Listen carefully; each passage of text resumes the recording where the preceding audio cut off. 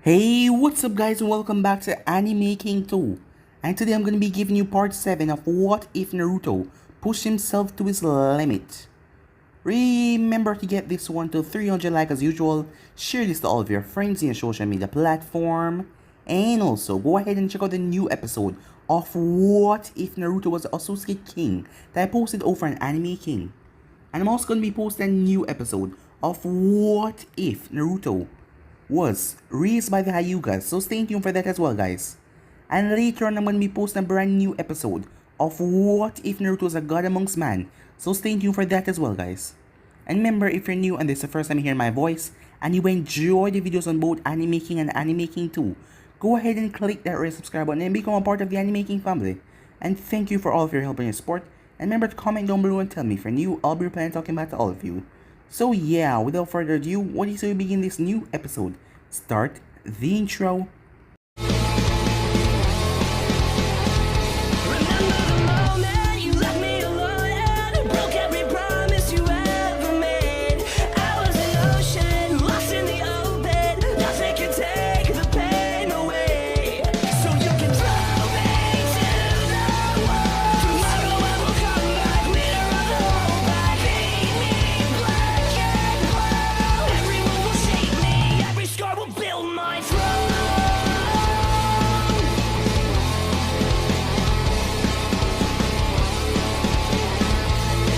So the last time we left off, Naruto took Konoha around the hidden rain as he showed her things that she neglected to see.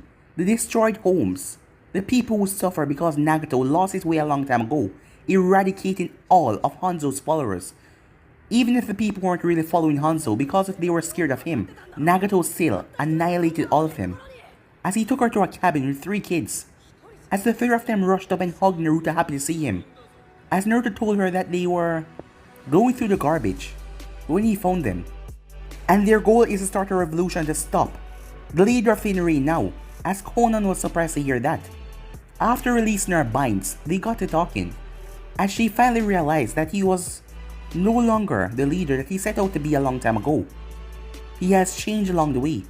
She slowly lost her faith in Nagato, as Naruto comforted her as they went inside as he cooked for the kids and Konan as well, as she didn't know why. Why was he being so nice to her? As he showed her who he truly was. She couldn't believe it. He was one of the person that they were meant to hunt, but now she no longer wished to hunt him. As the both of them got talking that night, as she told him that she was spying the Akatsuki for him, and he could put an end to them, stopping them on their hateful path. Naruto was worried about her, but she told him that it would be alright. Some time passed after that as they spent a lot of time together, as she usually sent chocolate to the seal as Naruto flashed her to where he was. As Pain wouldn't really check up on her that much because she was the angel of the village, going around in the village, and Pain wouldn't worry about anything, because he would never think that Konan would ever in her lifetime betray him. As the time went on, Naruto told her about everything as the both of them got rather close.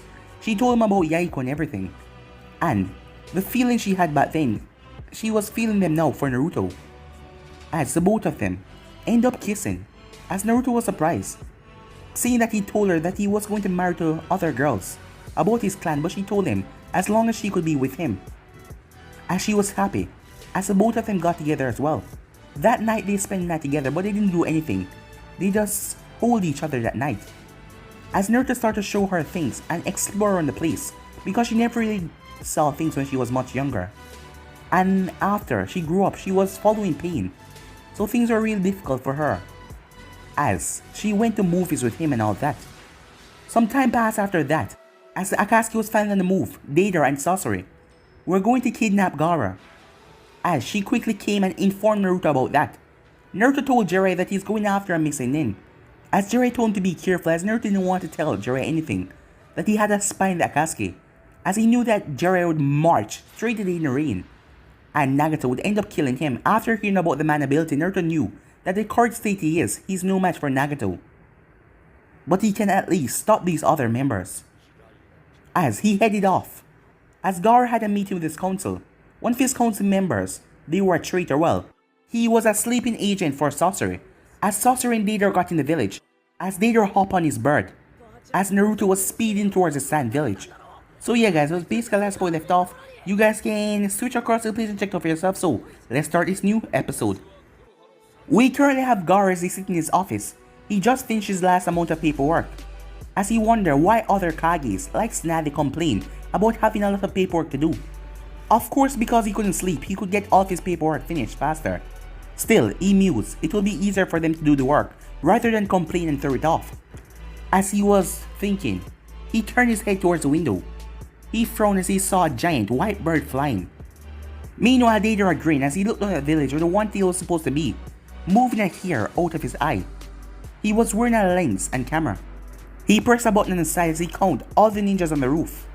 As he made 3 small clay spiders. This village artistic design isn't too shabby, he said, with a large grin. It will definitely be worth ruining, he said. He threw the spiders and made a hand seal. There was a small poof of smoke as the spiders landed quietly near the 3 guards. As the spiders jumped on the guard's face as he tried to fight it off, Deidara smirked. "Art is a bang," he said, as the face of the guards were blown off, killing them. Deidara made his clay bird dive down as he leaped off and jumped on Kazekage's tower. "Infiltration successfully," said the smirk. He then looked up as he narrowed his eyes, because Gaara was standing there. Before Deidara could even speak, a wave of sand came from the left. Deidara jumped on his bird. As his bird started to fly up, as Gaara waved his hands, the sand coming towards him again. As Gaara created a sand platform and jumped on it. "Oh, if it isn't the Ichibai Jinjulki, how do you know I was attacking?" asked Deidara. "In this desert, no bird like that exists," Gaara said.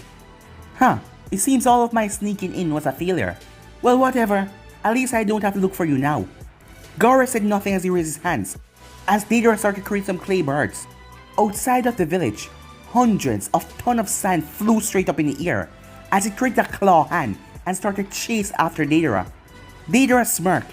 "It looks like this is going to be fun," he said.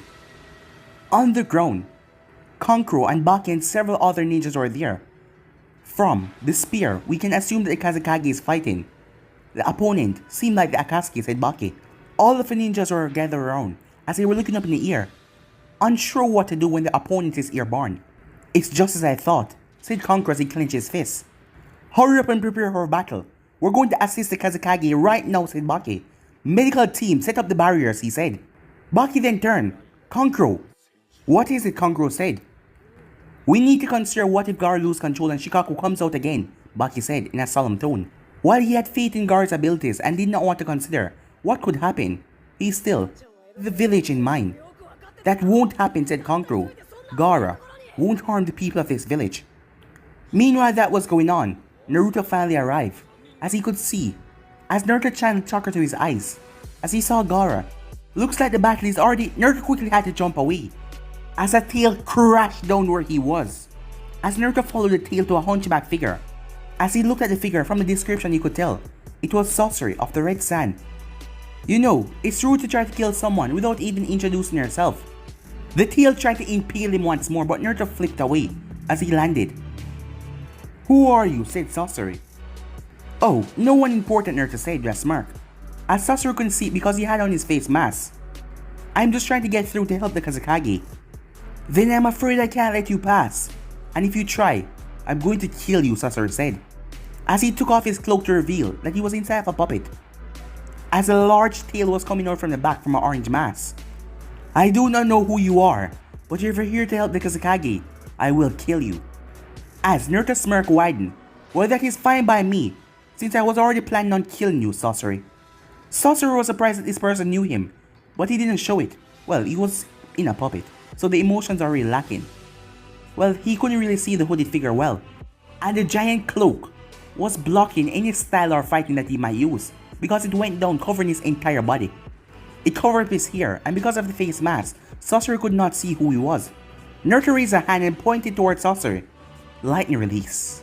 "Pale white lightning," he said. A large bolt of lightning, so bright it looked white, shot from Naruto's finger towards Sasori.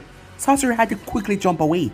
Naruto flashed in front of him and was about to attack, but he had to jump away from a hail of senbon that came from Sasori's mouth. As Naruto started to dodge, according to Kona-chan, those senbons are poison, so I don't think poison work on me, but it will take some time to flush it out of my system. so rather not get hit by any of them, he said. Style, fist wind wave. A giant blast of wind in the shape of a fist blasted all of the Senbons away and headed straight towards Sasori. As Sasori jumped out of the way, but Naruto was already there, with a Rasengan in hand.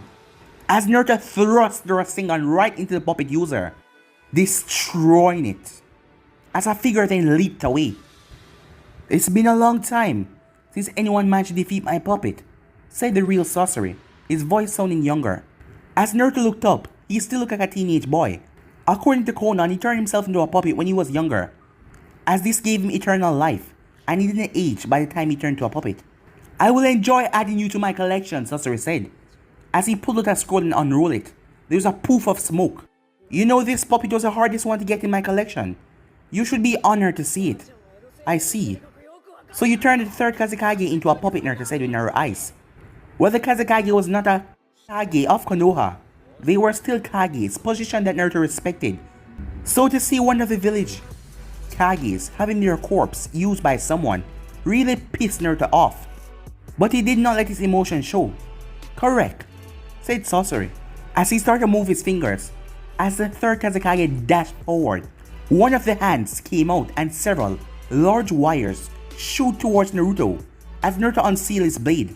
As he dodged out of the way of the wires, Kazekage shot several poison blades at him, but he jumped out of the way.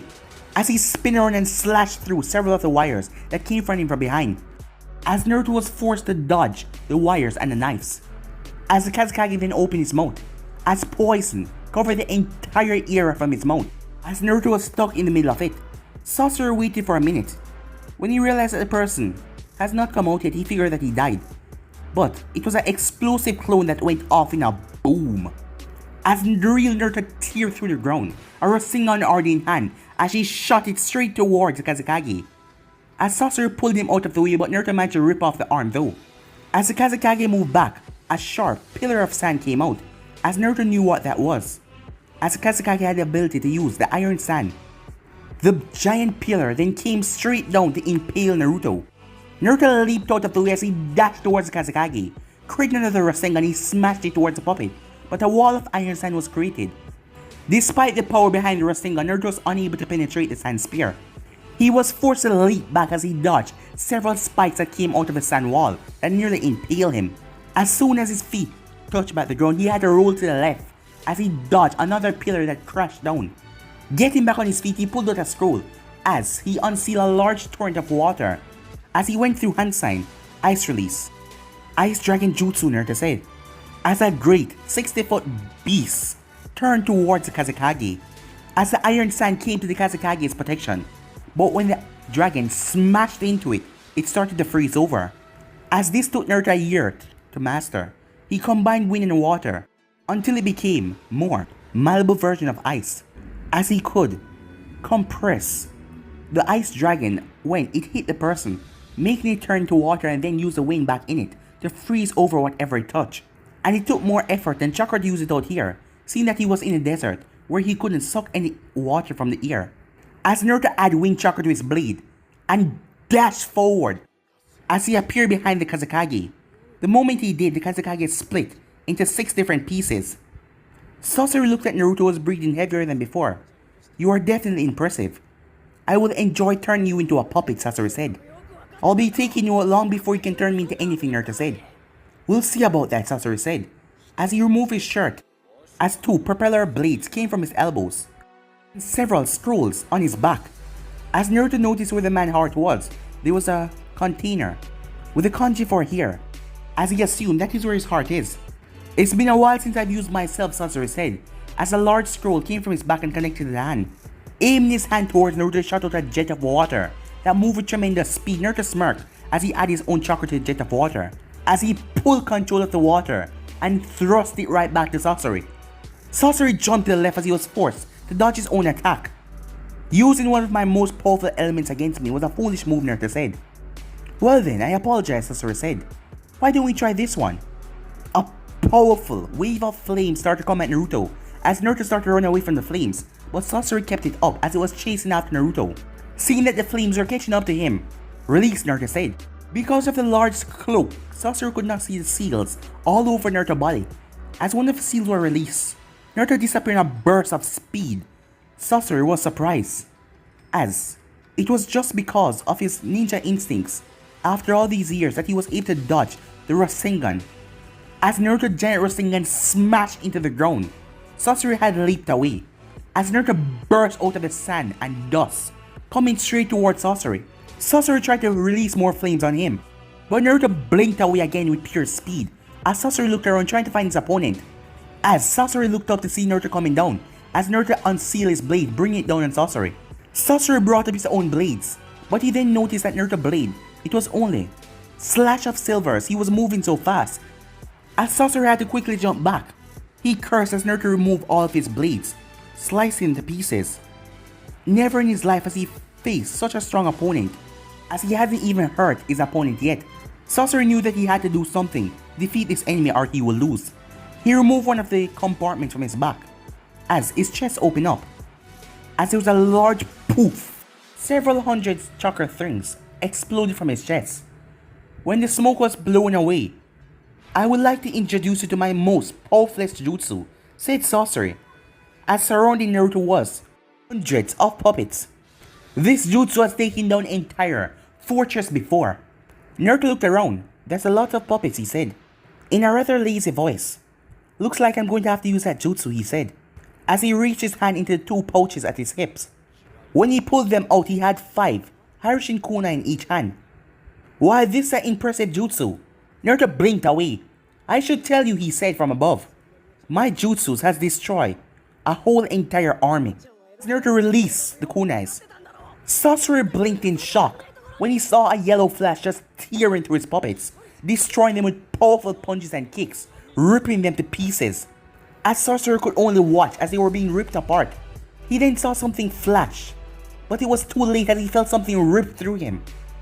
Looking down, he saw a sword right through his sealing heart. As he was shocked, Naruto's hood had come off to show his spiky hair. Seeing that hair and those eyes, "You've beaten me," Sasori said. "To think, I've been fighting one of you people who we've been trying to capture this time. It looks like I underestimated." Naruto pulled out his sword as Sasori's body fell to the ground. Naruto then turned as his eyes widened, looking towards the village. He had been paying so much attention to his fight he forgot about Gaara's battle. Right now, a giant thing was falling towards the village. Remembering Konoha information that Deidara had a thing for explosives, Naruto took off towards the village at his maximum speed. Meanwhile, while showing no outward emotions, Gaara, he watches a giant explosion start to fall. He redirected all of his sand as he turned in a bowl to catch the strange white object. As he caught it, the explosion was about to go off, but then the sand and the explosion started to warp away until they vanished. As Deidara and Gaara were shocked. "What happened to my art?" Deidara asked, as he looked over to see a confused Gaara as well. Just then, something stuck on the clay owl that he was on. He couldn't even get to see anything as a loud explosion went off. Gaara watched as Deidara's bird exploded in confusion. He wasn't sure what just happened. When the explosion died down, Gaara saw that Deidara was gone. As Gaara looked around to see where he was, but then he noticed a cloaked figure on the roof looking at him. He didn't know why, but the eyes stare at him, they were blue. And he feel like he remembered those eyes from somewhere. But when he blinked, the figure was gone. Gaara then descended down towards the ground, where he was congratulated by ninjas for defeating such a strong opponent. Soon after, the villagers came out, as they started to cheer as well. Despite not being hated anymore, Gaara found it awkward to receive such high praises and affections. And when several women came out and saying how hot he was, Gaara turned to see Kankuro and Baki coming towards him. "Kankuro, Baki," Gaara greeted. "What happened?" Kankuro asked. "The explosion and your sand." "I have no clue. I have never seen anything like that," said Gaara. "So then if you didn't do that, who did?" Baki asked. The three of them didn't have an answer for that, as Gaara looked out at the people who were cheering on his name, as a small smile came on his lips, the recognition he was longing for, as he would have to thank Naruto the next time he see him. He was the one who told him to fight for his precious people, and now he's getting what he wanted. Time skip. Several miles away from the hidden sand, Deidara sat down in exhaustion. Not only did he lose an arm, but he got multiple second and third degree burns from that explosion. What the hell was that anyway? 1 minute he was about to enact his plan to make Gaara use his special sand to save the village, but then his jutsu somehow gets swallowed up and exploded on him. The very thought that his art could do something like that was ridiculous, but it happened. Deidara senpai said a voice. Deidara cursedly turned towards Akatsuki's newest member, Toby. He didn't know anything about the man other than he was childish and he was annoying. What the hell do you want?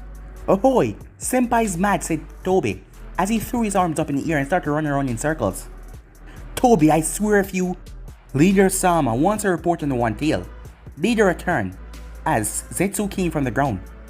I wasn't able to get the Ichibai, but it wasn't my fault, Deidara said.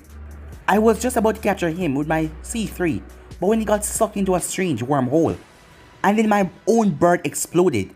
If it wasn't for a quick substitution, I would have gotten killed as well. As Deidara explained, Toby went silent. His explosion was sucked up. Why does that sound so familiar? He said in his mind, as his voice sounded deeper and darker. What about Sasuke? Where is he? Zetsu asked. I don't know, said Deidara. I didn't see him yet. This is not good. We need to report this to Pain Sama, said Zetsu. Don't worry, Toby will tell him. After all, Toby's a good boy. Time skip. It was currently night as Gaara was walking down the hall, as he had to finish the paperwork, and he had to send a message to Konoha that the Akatsuki was on the move. He stayed up like this most night anyway. Since he had the Ichibai inside of him, he could not go to sleep unless it went on a rampage. Though he had gotten used to not sleeping, he walked up to his door as he tensed. He sensed something inside. Being cautious, he stepped inside. As he summoned his sand, when he saw who it is, his sand returned back to his gourd.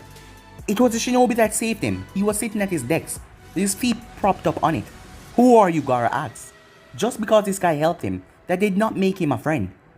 I'm rather hurt that you would talk to a friend that way, Gaara. As Naruto got up and removed the hood and the face mask. Naruto? Gaara said, as he was surprised. As Naruto grinned, it's been a long time, Gaara. A little over 3 years if I'm not mistaken. Gaara blinked a couple of times. That was you who saved me, wasn't it? Of course, Naruto said with a smirk. I was on my way to visit since I captured a bounty near here when I saw your battle. As he stepped up, and I decided to step in when I saw that large explosion. Which reminds me, as he reached into his pocket and pulled out a scroll.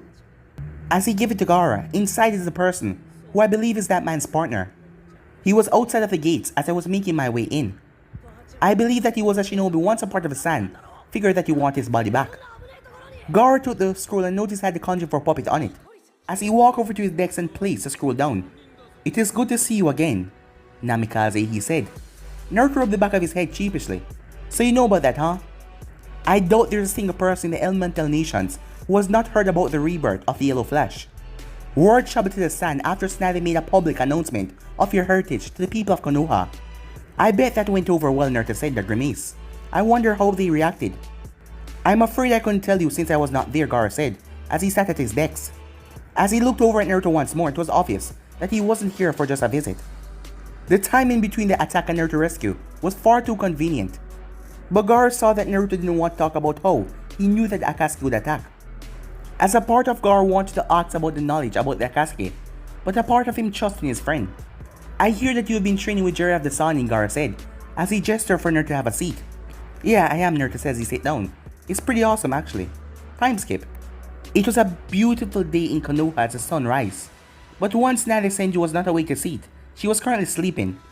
As sake bottles litter the table and the floor. Her head was lying on the paperwork that she did not do last night, as it had a decent amount of jewel on it. The door to her office quickly slammed open. Tsunade-sama.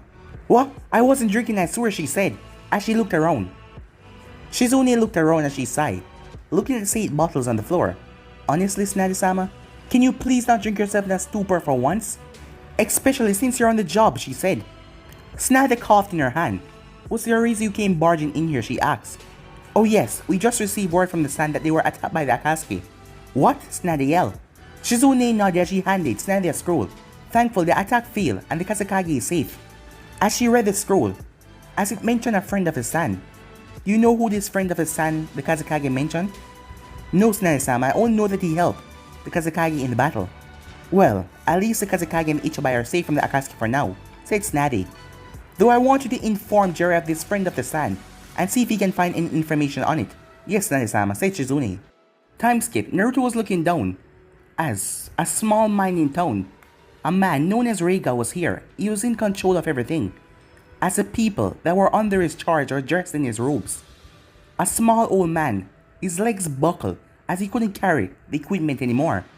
The man collapsed as the members walked over and started kicking him. Hey, get the hell up! Or do you want Reiga to give you a funeral? Deciding that this was enough, Naruto flashed off. Naruto appeared and two people beating the old man. They didn't even got time to react as he smashed his fist in their faces. As they went flying, Naruto disappeared in a burst of speed, knocking out every cloaked figure who was here. When it was all done, he looked around at the stunned figures in the town that were being used as slaves. I suggest all of you head home for now, Naruto said. This place is going to become a battlefield, and I don't wish any of you to be caught in the crossfire. Head for your homes, he said. Not really knowing what to do, the people then started to run off, as Naruto saw another group of thugs running down the hill towards him. As Naruto leaped off the ground and smashed into the group of thugs, he started to twist and turn as he dodged the pathetic weapons of his enemies. As he started to twist, lash out with kicks and punches. The people who were fighting was extremely weak by shinobi standards, as Naruto made quick work of them. As he frowned, he did not spot Reiga anywhere. He was hoping that he could lure the man out by taking out members of his gang. Yet, he couldn't find Reiga anywhere. Later did he know that Reiga was standing on the same cliff that he had been before he began his assault. Well, I didn't expect to find such an adversary in this small town, Reiga said. He turned his head as he had something on his back, a rather large bag. Are you ready? He asked. Yes, Reiga-sama, I'm ready. Someone was in there. Good. Now let's get this started. Meanwhile, Naruto frowned as a thick mist surrounded him. His senses started to go haywire, telling him that he was surrounded by thousands of enemy shinobis. Closing his eyes, he blocked out all the chakra that was trying to mess with his senses as he tried to go through this illusion. Finally, he found what he was looking for up on the cliff that he was before beginning his assault, as he found the cloaked figure with a large bag on his back. As Naruto channeled chakra into his legs and rushed off the cliff, running up the cliff wall, he leaped over it, landing. As there was a poof of smoke, as his blade appeared in his hand, he leaped towards Reiga. Clang! Naruto's blade clashed with Reiga's tooth blade as the both of them fight in a battle for dominance. Well, look what we have here, Reiga said with an insane grin. I've heard many things about you, Namikaze-san. Naruto stayed wary of the man in front of him, who was acting too confident for his liking. Well, you should know you stand no chance against me, Naruto said. Reiga laughed. Don't worry, you shall fall by my blades, and then I'll probably give you a proper funeral. As Naruto said nothing, the both of them moving apart, as Reiga bent his knees a bit, holding both of his blades, as Naruto went into his stance. The both of them then blinked away as they started their kenjutsu match. They were just mere blurs as they clashed, disappearing, vanishing again, slashing and disappearing again. As Reiga jumped back as he tried to channel lightning into his blades, as it took the shape of a ball. Lightning release. Lightning ball, he said. Naruto jumped out of the way, dodging the lightning ball. As he slashed his sword, sending a wind slash towards Reiga, Reiga jumped out of the way. The both of them flashed away again, as they met in the middle, as they started to strike at each other with their blades, trying to decapitate or slice each other to pieces, but they kept on blocking each other. As it seemed like the man knew what Naruto was about to do before he do it. And also he had his two blades, to nullify Naruto's advantage over speed. Naruto ducked under a slash, before bringing up his sword to impale Reiga right through the stomach. Reiga sidestepped the attack and used his sword to push it out of the way, as he then flashed his hand to take off Naruto's head. Naruto leaned his head back as the attack missed him, as Naruto then brought around his hand, trying to stab through Reiga's shoulder. But Reiga blocked it as he tried to swat at Naruto in his stomach. Naruto jumped away, as Naruto could feel the man charging lightning chakra through his blade, as Naruto charged wind chakra through his own. The two of them locked blades as Naruto wind chakra was able to negate the effects of the lightning chakra. The two started to push against each other, as showing the dominance of strength. Reiga was slipping though, as he had to jump back as Naruto's strength was more stronger. My, Reiga said, you're quite good. You truly lived up to the rumors that I've been hearing about you. When I kill you, I will make your funeral my most amazing piece of work, Reiga said. Naruto paid no attention to the man speak of funerals, as he studied his opponent. Something was wrong. Reiga was just an A rank missing in, so he should not be this good. So he must have some gimmick or something, as he eyed the large sack on Reiga's back. And Reiga was awfully protective of it, as he wouldn't let Naruto go anywhere near it, as Naruto could tell whatever that was helping him was in there. as Naruto put a plan in action as he thrust several kunais at the man, who blocked them. But that was okay. These kunais were not meant to hit, but to hide one of Naruto's Hirishin kunai. As Naruto flashed away and appeared and sliced the straps of the bag off, Reiga's eyes went wide, but Naruto planted a kick in his stomach, as Naruto then drive a punch into his skull, knocking him down. As Naruto felt the bag was moving, as he heard breathing, he quickly undid the bag, only to be staring at two red eyes. "A child," Naruto said. "You were the one that was giving Reiga that edge in the battle, weren't you?" The little boy said nothing, as Naruto sighed, knowing that he was going to get any answers, and he refused to torture a mere child. He then created a clone, sealed Reiga's head into a scroll and burned the body. "No!" the boy shouted. Naruto looked at the kid again. "Excuse me? Please don't kill him. Reiga's the only person I have in this world. He's the only one that ever wanted to use me for something. Please, don't kill him." Tears pooling down his eyes. Naruto looked at the kid as he remembered someone, Haku. As Naruto saw the same look in these boys' eyes that he saw in Haku's. "Very well," Naruto said. "Seal him into a prisoner transportation scroll. We will take him to Kira and ask if he can be given a pardon." He turned back to the kid. "Hey kid, what's your name?" "Ranmaru," the boy said. "Well, Ranmaru, it's your lucky day because I happen to be friends with the new Mizukage, so he might get off without being killed. However, both of you will have to come with me so I can give my report to the Mizukage." As Naruto picked up the boy, as he sent Chakra to the Hirishin seal that may have, letting her know that he was on his way. "Hey kid, you wanna hold on tight because this might be a little disoriented." "What?" But the both of them flashed away. As Ranmaru saw that he was now... Wait, where the hell was he? He then heard a cry of Naruto-kun. A beautiful red-haired woman wearing her Mizukage's robes looked like she was about to attack Naruto, but she then noticed Ranmaru. "Naruto-kun, who is this?" Mei asked. "Oh, Mayheim, this is Ranmaru." "Ranmaru, this is Mayheim," Naruto said. Ranmaru was a companion of Reiga, Kurosuke, as Mei looked at him with interest. "This I need to hear," she said, as she sat down, as she gestured for Naruto to take a seat. Setting Ranmaru on the couch, Naruto sat down, as he pulled Mei over to him as she sat down on his lap, as he started to explain how he got into a battle with Reiga. As Mei just listened, as she always find it nice that Naruto is such a good storyteller. As she listened to his story, she closed her eyes, heard his request. In truth, she was actually pleased to know that it might be able to get another of the 7 Ninja Sword Man, seeing that Reiga was one of them. While the war was over and she had a lot of shinobis in her ranks, any help would be appreciated. "I will ask him if he'd like to rejoin our forces," Mei said, to Ranmaru's joy. Since he left in Yagura's reign, his bounty hold no real value, she said. As Naruto turned towards the child, "See kiddo, nothing to worry about. Anvu may call." The door opened as 2 Anvu came in, ignoring Naruto and the child, just looking at Mei. As the Anvus are not surprised to see him, he has been seen often coming out of the office, and he nearly gave them heart attacks most time when he would just flash in here with his iron shin. "I would like you to find someone to give Ranmaru here a tour of Kiri," Mei said. "When he's finished, take him to my house. I'll have him stay here until we get Reiga's decision to join us. Also, someone will have to carry him since he can't walk on his own." As one of the Anvus picked up the kid, as the other took the scroll with Reiga. "I want you to check in the doctors as well, to see if any of them are capable of healing his legs." The Anvus nodded and left, closing the door. As soon as they left, Mei pulled Naruto into a heated kiss, as the both of them went into a full makeout session, exploring each other's mouth.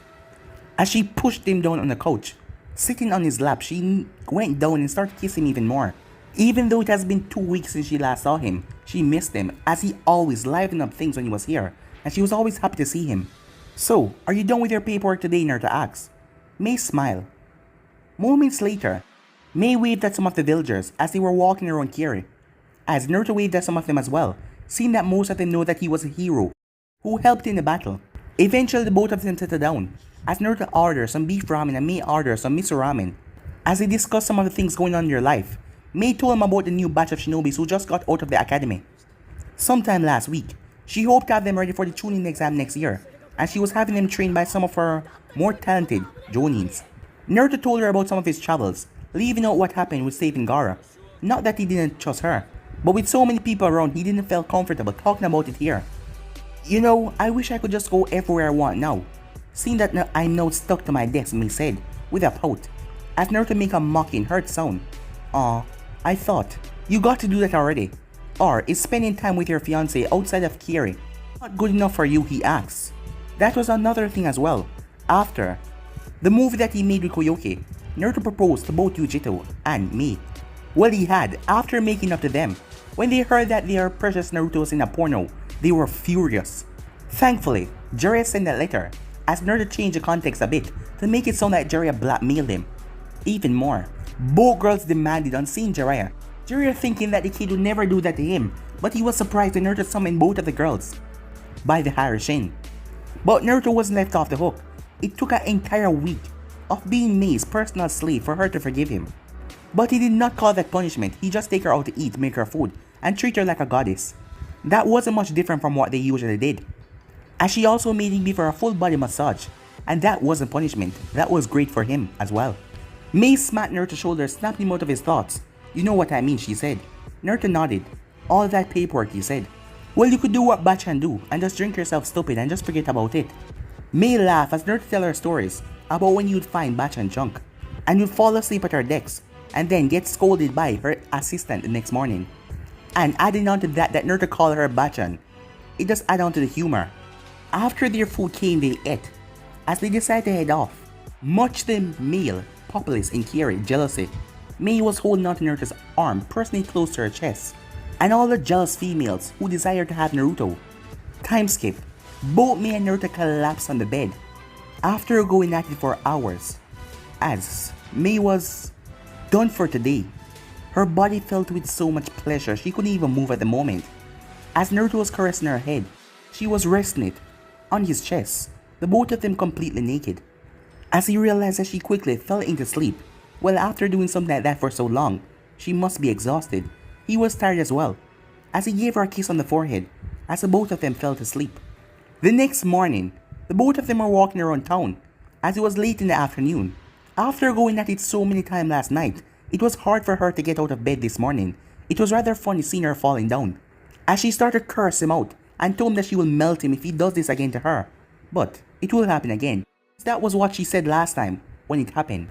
Time skip. Jiraiya didn't even bat an eyelash as Naruto flashed next to him, having grown used to it over the couple of years. You took longer than expected for a simple A-rank ninja, Jiraiya said, looking at Naruto with suspicion in his eyes. Jiraiya received a letter from Tsunade telling him about someone who came to Gaara's aid when he was attacked by the Akatsuki. Naruto merely shrugged.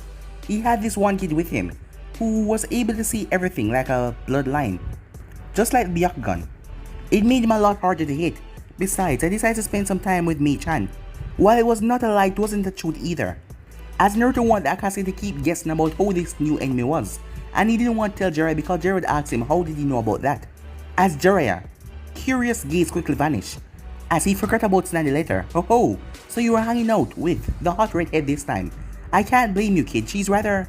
If I hear you make a perverted comment about her or the other girls, I am going to rush Sing shirking your ass back to the time of the Sage of Six Partner to said.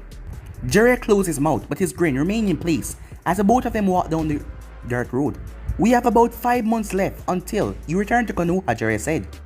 I don't believe there is anything more I can teach you within that time frame, but I want you to know I'm proud of you. You have really come a long way. Naruto looked at his sensei and smiled despite the arguments they were getting into. Jiraiya was the closest thing he had to a father. Thank you, Jiraiya sensei, Naruto said. This is the only time that you're going to call me that, isn't it, Jiraiya asked. Of course it is, Naruto said, as the both of them made their way. Time skip. Naruto opened his eyes slowly as he felt something stirring in his arms, as he looked down to see Konan sleeping. As he gently brushed away a few strands of her hair as he caressed her cheek. Leaning down, he pressed his lips against hers as it stirred her to sleep. Opening her eyes, Konan smiled. She saw those blue eyes staring at her. She wrapped her arms around his neck rather quickly, bringing him down for another lip lock. Breaking the kiss. I hope you're planning on waking me up every time this way we sleep together, she said, as Naruto grinned and gave her another kiss. When you're ready, I'll wake you up in far better ways than this, he said.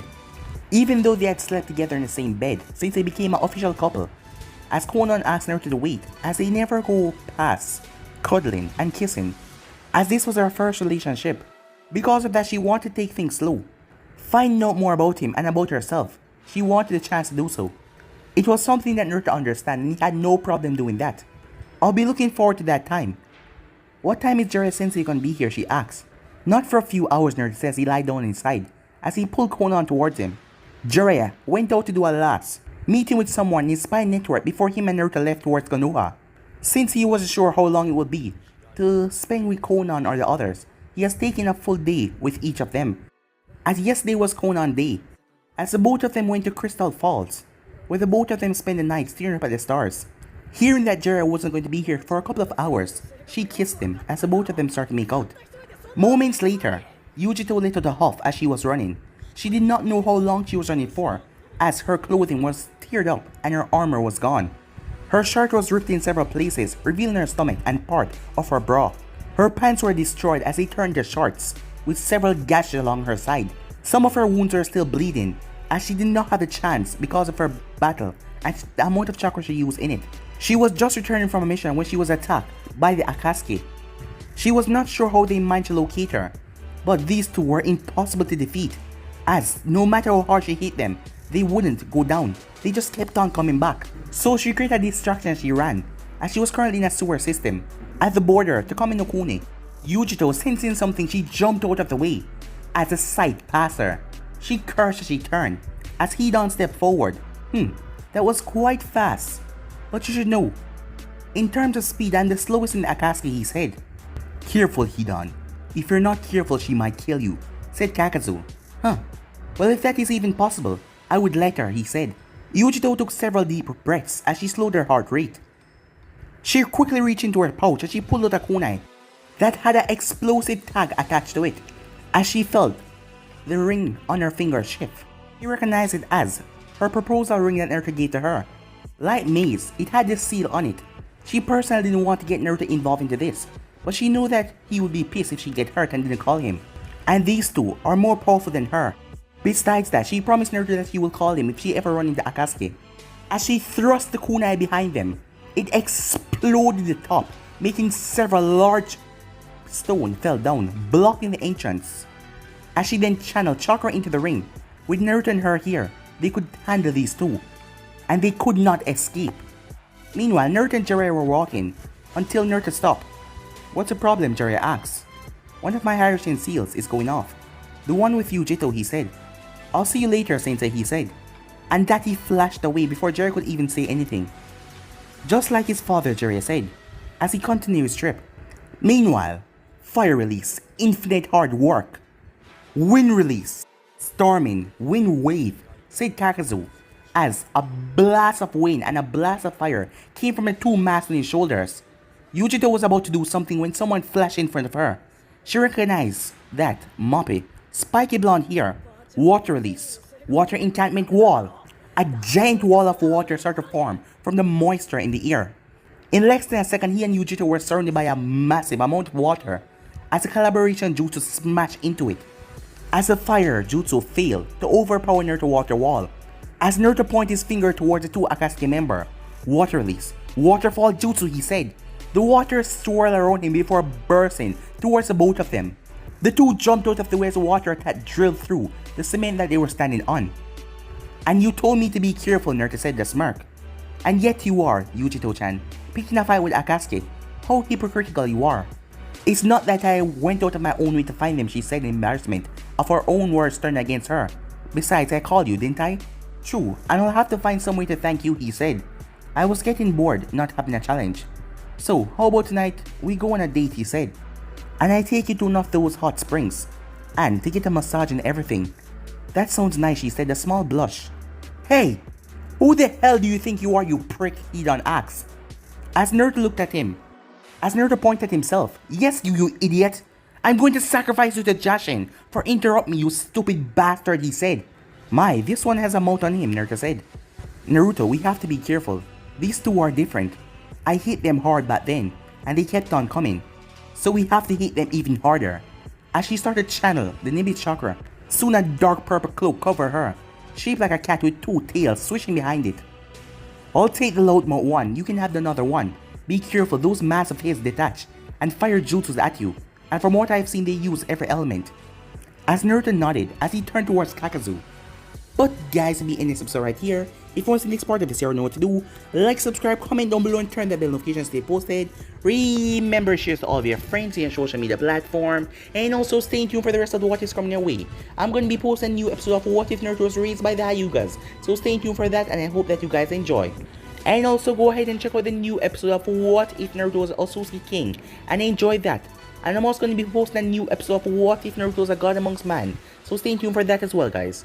And remember, if you're new and this is the first time hearing my voice, and you enjoy the videos on both Anime King and Anime King 2, go ahead and click that red subscribe button and become a part of the Anime King family. But for now, I'm out. See you guys soon. Peace.